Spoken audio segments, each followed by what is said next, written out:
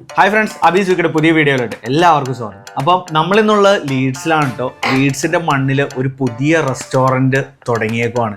അപ്പം ഞങ്ങൾ കഴിഞ്ഞ ആഴ്ച അവിടെ വന്നപ്പം അതിൻ്റെ ഓണറായിട്ട് സംസാരിക്കും. നമുക്ക് ഭയങ്കര ഫ്രണ്ട്ലി ആയിട്ട് തോന്നി അതിൻ്റെ ഓണറിൻ്റെ സംസാരവും. പിന്നെ മൂപ്പര് നമ്മളായിട്ട് കുറച്ച് നേരം ടൈം സ്പെൻഡ് ചെയ്തു. അപ്പോൾ ഞാൻ പറഞ്ഞു, ഞാനിതുപോലെ ഒരു യൂട്യൂബറാണ്, ഞാൻ നിങ്ങളുടെ വീഡിയോ എടുത്തോട്ടെ എന്ന് ചോദിച്ചു. അങ്ങനെ നമ്മളോട് സമ്മതം പറഞ്ഞ് നമ്മൾ ഇന്ന് ലീഡ്സിൽ ആ റെസ്റ്റോറൻറ്റിൻ്റെ അകത്തിരിക്കുകയാണ്. അപ്പം നമുക്ക് അതിൻ്റെ ഓണറിനെ ഒന്ന് ജസ്റ്റ് ഒന്ന് പരിചയപ്പെട്ടാലോ.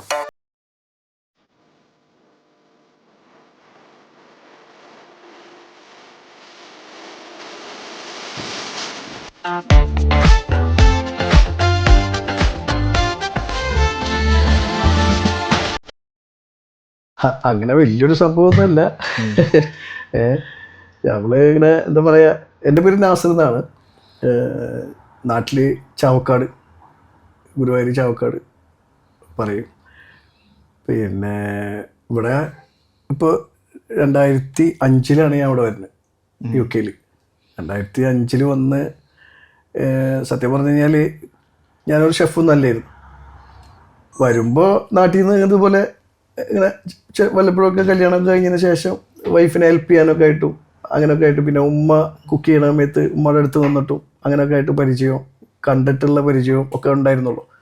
പിന്നെ കല്യാണമൊക്കെ കഴിഞ്ഞപ്പോൾ വൈഫിൻ്റെ കൂടെ നിന്നിട്ട് ഞാനും ഹെൽപ്പ് ചെയ്യലും അങ്ങനെയൊക്കെ ആയിട്ട് കുറേശ്ശായിട്ട് അതിനൊരു എന്താ പറയുക, ഒരു ഇൻട്രസ്റ്റ് കുക്കിങ്ങിനോടൊരു താല്പര്യം തോന്നി.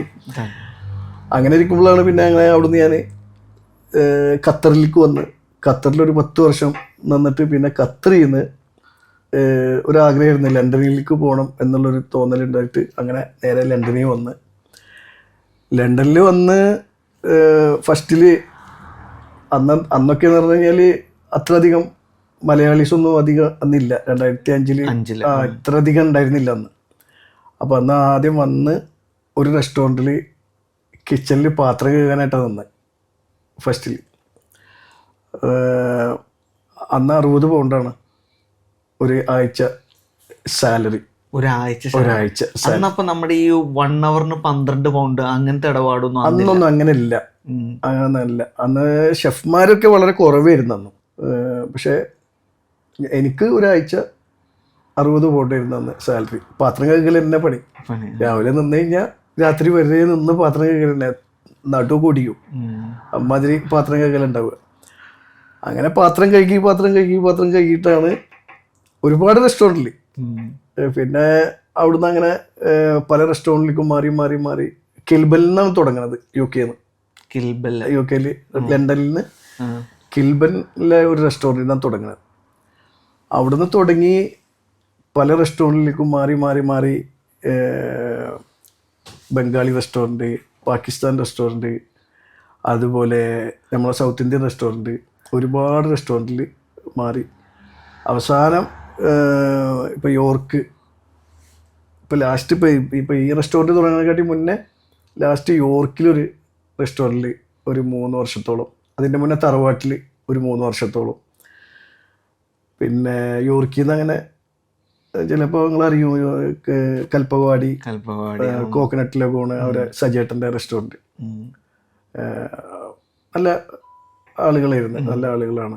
പിന്നെ നിന്ന സ്ഥലങ്ങളൊന്നും കുഴപ്പമില്ല, ഒക്കെ നല്ല ഓണേഴ്സും നല്ല റെസ്റ്റോറൻറ്റും ഒക്കെ ആയിരുന്നു. പിന്നെ തറവാട് എല്ലാവർക്കും അറിയാം, അതുപോലെ നല്ല റെസ്റ്റോറൻ്റാണ്.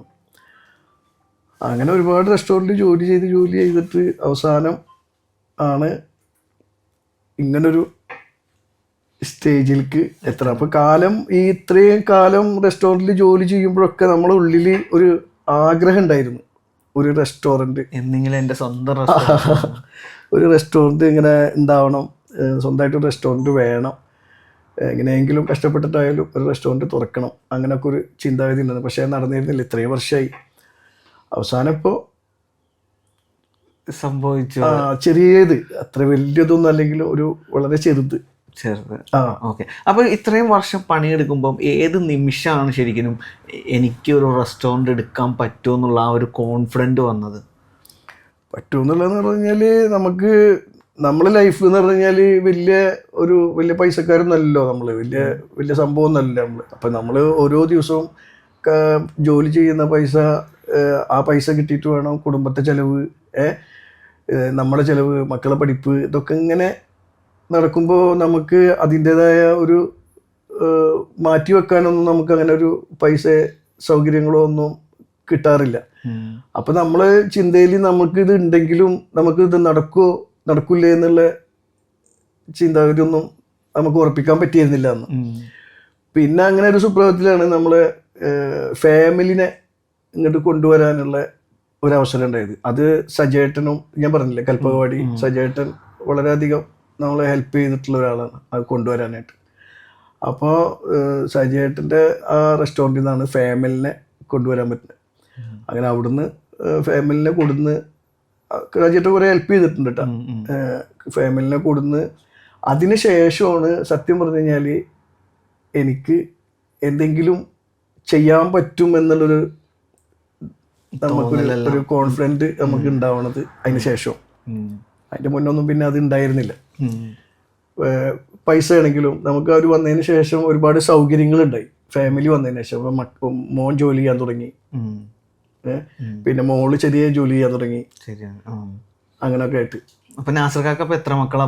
എനിക്ക് 4 പേര്, 2 ആൺകുട്ടികള് 2 പെൺകുട്ടികൾ. അപ്പൊ മൂത്ത ആളിപ്പം എന്ത് ചെയ്യണോ? മൂത്ത മോനും അവന്റെ വൈഫും വേറെ സ്ഥലത്താണ് താമസിക്കുന്നത് അവര്. ഞാനും രണ്ടാമത്തെ മകനും താഴെ 2 മക്കളും വൈഫും ഞങ്ങൾ ഒരുമിച്ച് നിൽക്കും. അപ്പൊ അതിന് ശേഷമാണ് ഇപ്പോഴാണ് എനിക്ക് ഇങ്ങനെ എന്തെങ്കിലും ചെയ്യാൻ പറ്റും എന്നുള്ളൊരു ധൈര്യം ഉണ്ടാവുന്നതും ചെയ്യാൻ പറ്റിയത്. പിന്നെ മക്കളാണെങ്കിൽ ഇപ്പൊ നല്ല സപ്പോർട്ട് ചെയ്യണം. അതെ, എല്ലാവർക്കും എല്ലാവരും മക്കളും നല്ല സപ്പോർട്ട് ചെയ്യുന്നുണ്ട്.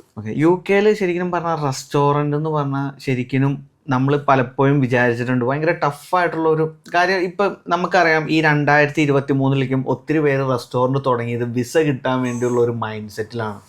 ശരിക്കും നാസർക്ക് ഈ റെസ്റ്റോറൻറ്റിലോട്ട് ഇറങ്ങുമ്പം ഇതിൽ നമുക്ക് എന്താണെങ്കിലും കുറച്ച് ബുദ്ധിമുട്ടുകൾ നമ്മൾ ഫേസ് ചെയ്യേണ്ടി വരണ്ടല്ലോ. അതെന്തൊക്കെയാണ് ശരിക്കും ബുദ്ധിമുട്ട് എന്ന് പറഞ്ഞാൽ? ഇപ്പോൾ എനിക്കിത് മുൻപരിചയമൊന്നുമില്ലല്ലോ. നമ്മൾ പല റെസ്റ്റോറൻറ്റ് ജോലി ചെയ്തിട്ടുള്ള അറിവ് മാത്രമേ ഉള്ളൂ. പക്ഷേ ജോലി ചെയ്തുകൊണ്ടിരിക്കുമ്പോഴും അതിൻ്റെ ഓണേഴ്സ് പലതും പറയണത് നമ്മൾ കേട്ടിട്ടുള്ളൂ. ഒരു റെസ്റ്റോറൻറ്റിൻ്റെ ബുദ്ധിമുട്ടും കാര്യങ്ങളും പ്രശ്നങ്ങളും തലവേദനകളും ടെൻഷനും ഉറക്കമില്ലായ്മയും ഓരോന്നും. പക്ഷെ നമുക്കത് അപ്പം അന്നൊക്കെ അതിൻ്റെ ഓണർമാർ പറയാറുണ്ട്, എന്തെന്ന്, നിങ്ങളൊക്കെ ഓരോന്ന് തുടങ്ങുമ്പോൾ നിങ്ങൾക്ക് മനസ്സിലാവുമെന്ന് പറയാറുണ്ട്. പക്ഷെ നമ്മളൊക്കെ എവിടെ ജോലി ചെയ്തിട്ടുണ്ടെങ്കിലും ആത്മാർത്ഥമായിട്ട് തന്നെ ചെയ്തിട്ടുള്ളൂ. നമ്മളൊരു കളത്തരത്തിലൊന്നും നമ്മളൊന്നും ചെയ്തിട്ടില്ല, എന്നേ വരെ ചെയ്തിട്ടില്ല. അതുകൊണ്ടായിരിക്കും ചിലപ്പോൾ നമുക്ക് ഇങ്ങനെ ഒരു സ്റ്റേജിലേക്ക് എത്താൻ പറ്റിയത്. അപ്പോൾ ഇതൊന്ന് തുടങ്ങുക എന്ന് പറഞ്ഞു കഴിഞ്ഞാൽ ബുദ്ധിമുട്ടുള്ള കാര്യം തന്നെയാണ്. പ്രത്യേകിച്ച് ഒറ്റക്ക് ഒരുപാട് ബുദ്ധിമുട്ടുകളുണ്ട്. ഒരു റെസ്റ്റോറൻറ്റ് തുടങ്ങണമെങ്കിൽ ഒരുപാട് പേപ്പർ വർക്ക് ഉണ്ട്, ഒരുപാട് കാര്യങ്ങളുണ്ട്. അത് ഒന്നൊന്നും പറയാൻ എനിക്ക് അറിയില്ല. കാരണം ഇതന്നെ ഇപ്പം ഞാൻ എങ്ങനെയൊക്കെയാണ് ചെയ്യാൻ പറ്റിയത്, ചെയ്ത് മുഴുവനായത് എന്ന് എനിക്കെന്നെ അറിയില്ല. കാരണം ഒരു 2-3 മാസമായിട്ട് ശരിക്ക് എനിക്ക് ഉറങ്ങിയിട്ടില്ല, ഉറക്കം വരാറില്ല എനിക്ക്. കാരണം ഒറ്റക്കാണ്. പിന്നെ പ്രത്യേകിച്ച് എന്ന് പറഞ്ഞു കഴിഞ്ഞാൽ എന്നെ സംബന്ധിച്ചെന്ന് പറഞ്ഞാൽ ഒരുപാട് ഇംഗ്ലീഷും കാര്യങ്ങളും ഒക്കെ അത്രയും ഒരു ഫ്ലുവൻറ്റും കാര്യങ്ങളൊന്നും അല്ല എനിക്ക്. അപ്പം അതിൻ്റെ ഒരുപാട് ബുദ്ധിമുട്ടുകളും ഞാൻ അനുഭവിച്ചിട്ടുണ്ട്. പിന്നെ നമ്മളെ 2-3 സുഹൃത്തുക്കൾ ഉണ്ടായിരുന്നു, അവരൊക്കെ കൂടിയിട്ട് നമ്മളെ ഹെൽപ്പ് ചെയ്തത് പേപ്പർ വർക്കിനും അവരെ വിളിക്കാനും ഫോൺ ചെയ്യാനും സൗകര്യങ്ങൾക്കൊക്കെ ആയിട്ട്. അങ്ങനെയൊക്കെയാണ് എനിക്കിത് ചെയ്യാൻ പറ്റിയത്. ഇപ്പോഴും മുഴുവനായിട്ടൊന്നുമില്ല സത്യം പറഞ്ഞു കഴിഞ്ഞാൽ, ഇനി കുറേ കാര്യങ്ങളുണ്ട്. പക്ഷെ നാസർക്ക് ശരിക്കും നമുക്കൊരു അത്ഭുതമായിട്ടാണ് തോന്നിയത്. കാര്യം ഈ ഒരു മെനു കാർഡ് അടിക്കുക എന്ന് പറഞ്ഞാൽ തന്നെ അത് ചെറിയൊരു കാര്യമല്ല. കാണുന്നവർക്ക് എന്താ ഇതൊരു മെനു കാർഡ്, പക്ഷെ ഇതിൻ്റെ പുറകിൽ അതും സത്യം പറഞ്ഞാൽ നാസർക്കാട് ഈ ഒരു പ്രായം നമ്മൾ അങ്ങനെ കൺസിഡർ ചെയ്യണില്ലെങ്കിലും പ്രായം ജസ്റ്റ് എ നമ്പർ ആണെങ്കിലും ഒത്തിരി പല കാര്യം. ഞാൻ ഈ റെസ്റ്റോറൻറ്റിൻ്റെ ഓപ്പണിങ്ങിന് മുമ്പും ഇവിടെ വന്നിട്ടുണ്ട്. ഒരേ തവണ വരുമ്പോഴും നാസർക്ക് ഇത്രയും ചെയ്ത് വയ്ക്കുമ്പോൾ എൻ്റെ ഈ പ്രായത്തിൽ എനിക്ക് ഇനിഷ്യേറ്റീവ് ഇത് ചെയ്യാൻ പറ്റുന്നില്ല. പക്ഷെ അത്രയും കാര്യങ്ങൾ നാസർക്ക് ചെയ്യുന്നുണ്ട്. അതൊക്കെ എങ്ങനെയാണ് അതൊക്കെ ചെയ്യാൻ പറ്റണത്? എന്താ പറയുക, എനിക്ക് ജോലി ചെയ്യാൻ എനിക്കൊരു മടിയില്ലാത്ത ആളാണ് ഞാൻ. അവിടെ ഞാൻ ഹെൽത്തൊന്നും നോക്കാറില്ല സത്യം പറഞ്ഞു കഴിഞ്ഞാൽ. പിന്നെ എനിക്ക് എപ്പോഴും ഇങ്ങനെ ആക്റ്റീവായിട്ട് ഇരിക്കാനൊക്കെ ഭയങ്കര ഇഷ്ടമുള്ളതാണ്. ശാരീരികമായിട്ടുള്ള അങ്ങനെയുള്ള ചെറിയ ചെറിയ ബുദ്ധിമുട്ടുകൾ മാത്രമേ ഉള്ളൂ എനിക്ക്. വേറെ വലിയ ഒരു പ്രശ്നങ്ങളൊന്നും എനിക്ക് ശരീരത്തിനില്ല. പിന്നെ എന്ത് ചെയ്യാനും എനിക്ക് ഭയങ്കര ധൈര്യമാണ്. ഞാൻ തീരെ ആ ഒരു കാര്യത്തിൽ ഞാൻ ബാക്കിലേക്ക് നിൽക്കില്ലായിരുന്നു, സത്യസന്ധമായിട്ടുള്ള കാര്യങ്ങൾ.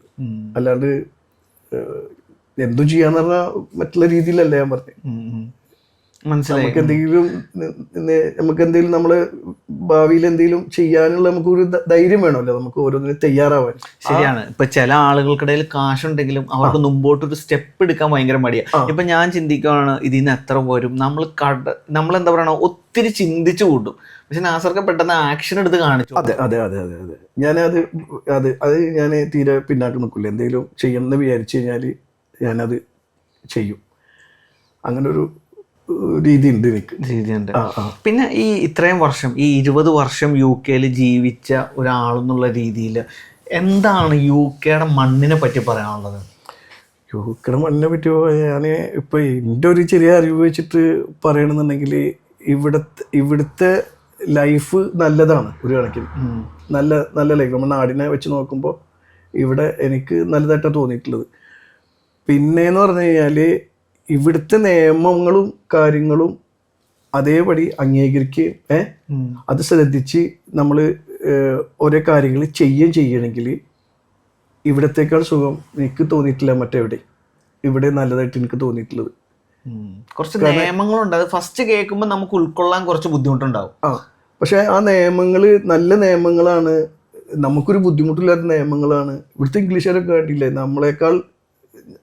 നമ്മളെക്കാൾ താഴ്ന്ന രീതിയിലാണ് അവർ നമ്മളെ മുന്നിൽ നിൽക്കുന്നതൊക്കെ. എന്തെങ്കിലും ഇപ്പോൾ നമുക്ക് അറിയാത്ത കാര്യങ്ങൾ പറഞ്ഞു തരാനും ഒക്കെ നല്ല ആളുകളാണ് ഇവിടെ ഉള്ള ആളുകൾ. ആ നാടിനെ കുറിച്ചിട്ട് നമുക്ക് കുറ്റം പറയാൻ എനിക്ക് ഒന്നും തോന്നിയിട്ടില്ല.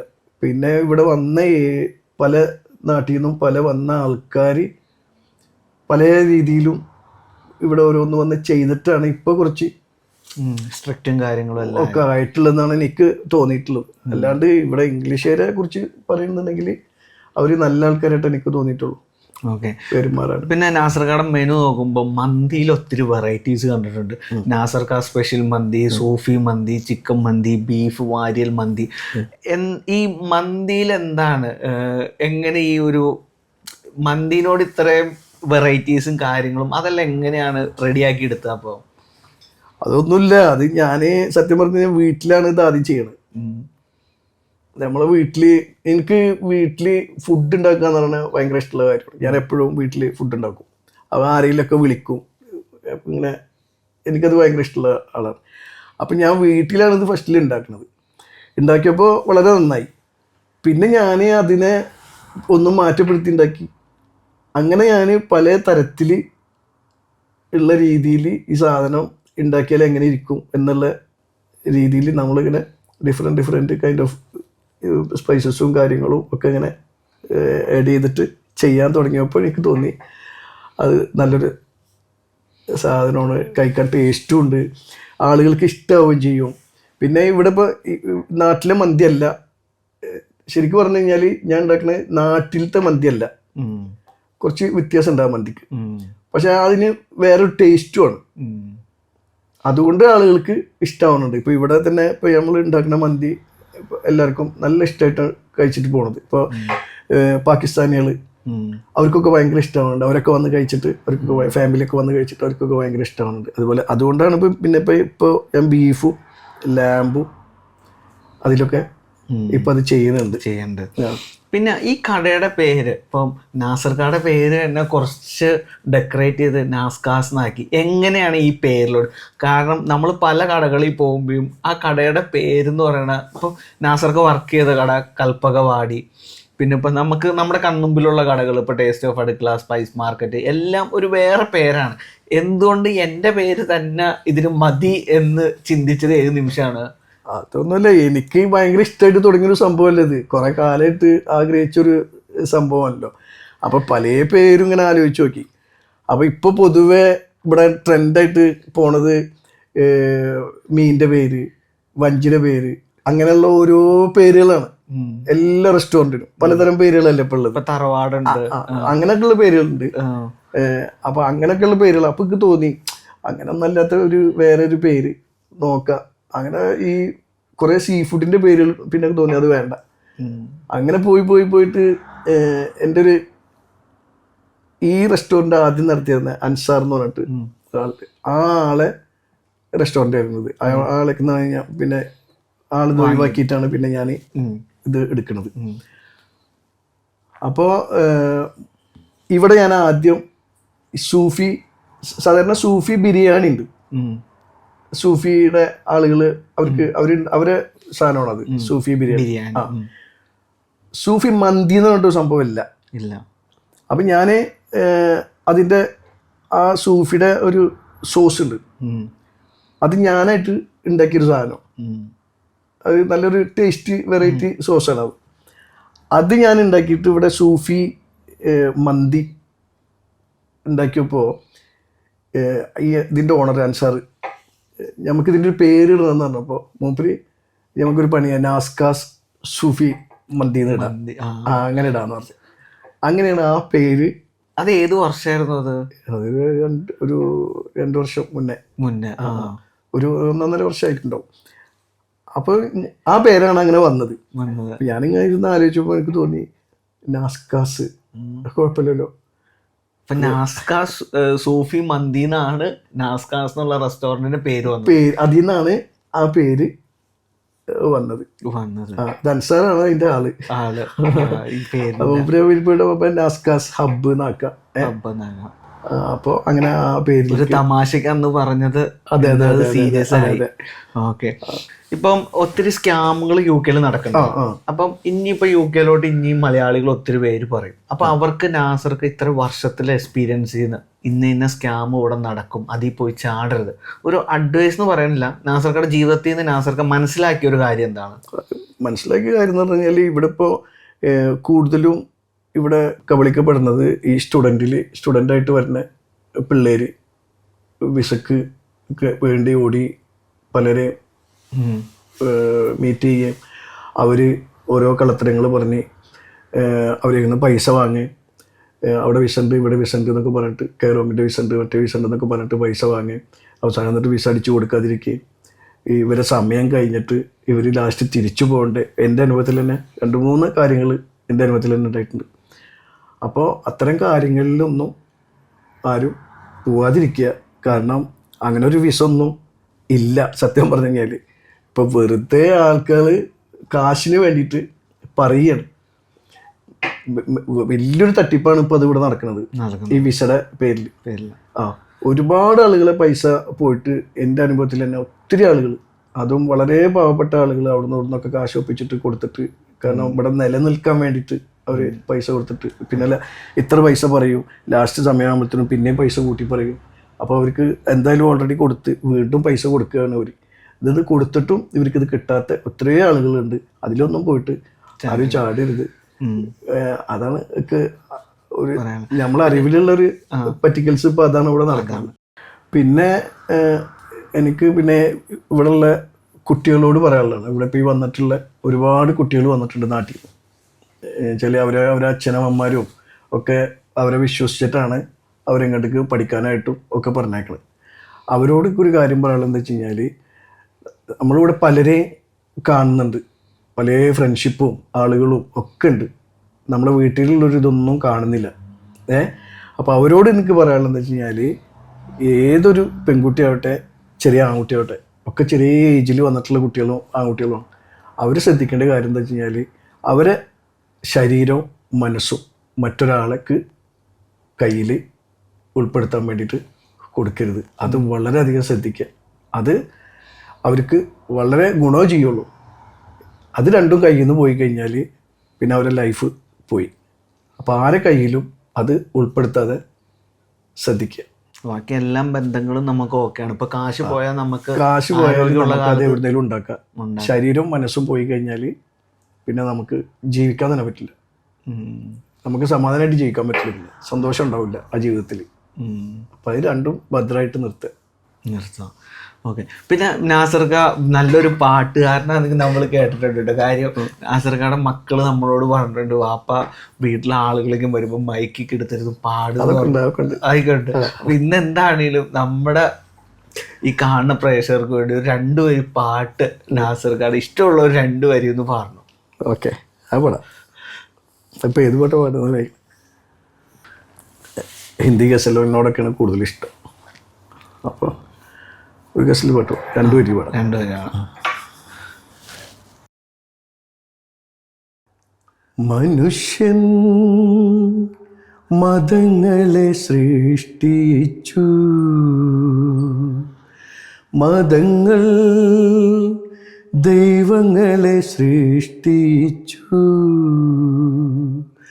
മനുഷ്യനും മതങ്ങളും ദൈവങ്ങളും കൂടി മണ്ണു പങ്കുവച്ചു, മനസ്സു പങ്കുവച്ചു. മനുഷ്യൻ മതങ്ങളെ സൃഷ്ടിച്ചു,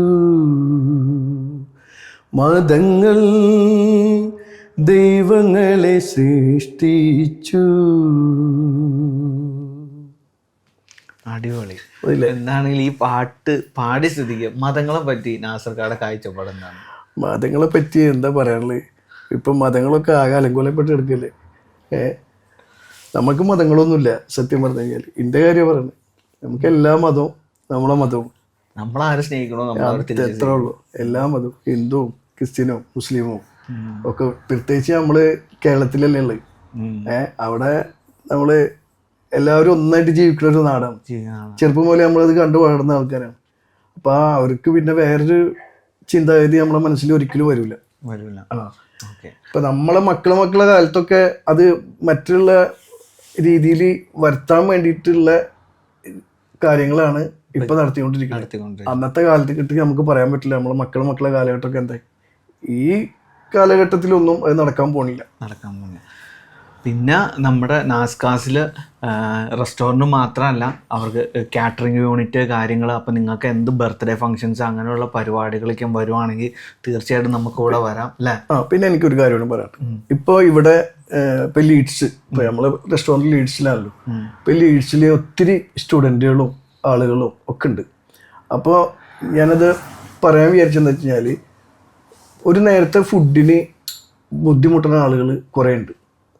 അപ്പം അങ്ങനെ വല്ലവരും ഒരു ഭക്ഷണത്തിന്, ഒരു ലഞ്ചിനോ അല്ലെങ്കിൽ ഒരു ഡിന്നറിനോ ബുദ്ധിമുട്ടായിട്ട് കഴിക്കാൻ പൈസ ഇല്ലാതെ ബുദ്ധിമുട്ടായിട്ട് ആരെങ്കിലും ഉണ്ടെങ്കിൽ അവർക്ക് ധൈര്യമായിട്ട് നാസ്കാസ് റെസ്റ്റോറൻറ്റിൽ വരാം.